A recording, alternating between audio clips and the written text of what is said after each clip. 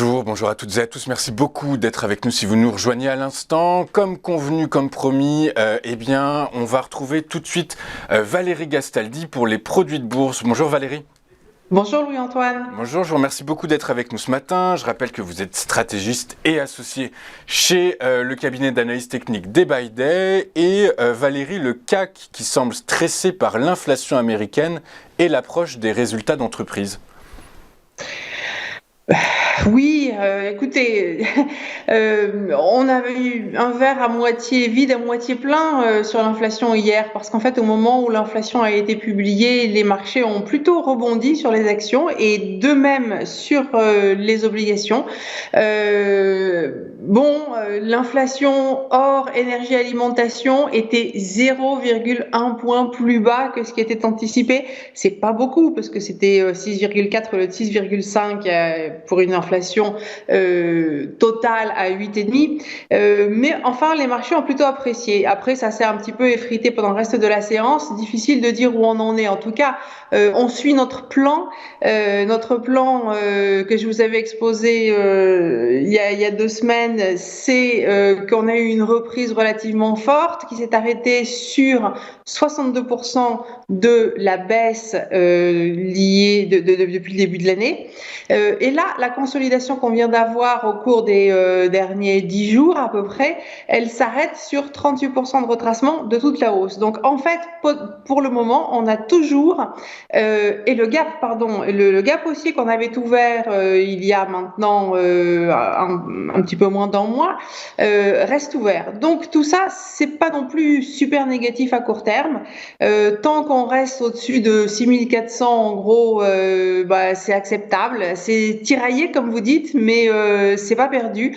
On peut toujours poursuivre cette progression, pas forcément pour faire de nouveaux plus hauts, mais jusqu'au précédent plus haut à 6829, voire un peu au-dessus dans les semaines qui viennent.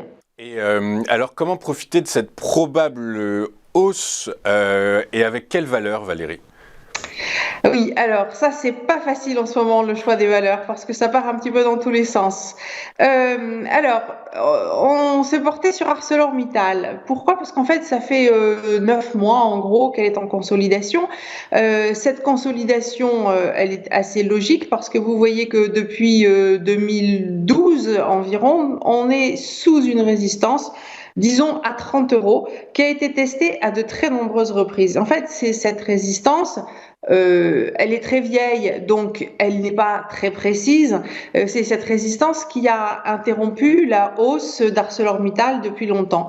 Cela dit, elle reste et même elle se colle de plus en plus à la résistance à 30, ce qui veut dire que on a quand même une pression des acheteurs qui s'accroît peu à peu et on devrait s'attendre a priori à un franchissement de cette résistance définitive pour aller à la résistance suivante à 37 euros à peu près. Ok, et donc dans ces cas-là, quel est l'objectif que vous avez mis en place dans votre scénario ?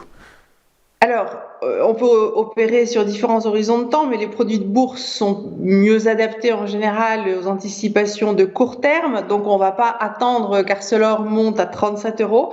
On a le précédent sommet qui est à 33 euros et qui convient bien comme premier objectif. On a un rebond qui se fait depuis un point bas à 27,30. Ce rebond a attiré notre attention parce qu'en fait, justement, en termes de timing, il est intéressant parce que pour pouvoir sortir d'une zone de consolidation, il est bon de rebondir depuis le milieu à peu près de cette zone de consolidation. Et c'est environ ce que ArcelorMittal vient de faire. Hein. La zone, c'est 23,31 et on rebondit sur 27. Donc, on a une configuration relativement idéale pour sortir par le haut dans les jours ou dans les semaines qui viennent et déjà donc aller à 33 euros qui est notre objectif de court terme. Et donc si on vous fait confiance et qu'on veut suivre vos conseils, quel produit, Valérie, vous nous conseillez? Un call, j'imagine, du coup? Oui, un turbo illimité Best Call, Somnemo M443T. Il a une barrière désactivante sous 26 €. Donc, je vous ai dit qu'on rebondissait depuis 27. La barrière désactivante est dans la consolidation, un tout petit peu en dessous du point de rebond.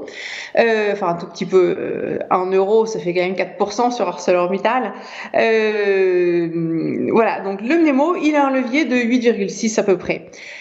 Si en revanche vous n'êtes pas d'accord avec nous, vous pouvez choisir un turbo illimité Best Put. Il a un levier de 3,06 avec une barrière désactivante à 33,88, donc au-dessus de la dernière résistance. Je ne mettrai pas ma main à couper sur le levier. Là, il me paraît étonnant. Il me semblait que j'avais choisi un levier un petit peu plus élevé. Donc, son Nemo 0099T, en tout cas, le Nemo est plus sûr que le levier, qui me fait un petit peu douter. Ok Valérie, de toute façon 3,06 ça reste quand même très spéculatif, donc je rappelle que ce sont des produits Oui. que l'AMF classe dans la catégorie 7 et qui sont donc destinés aux investisseurs aguerris.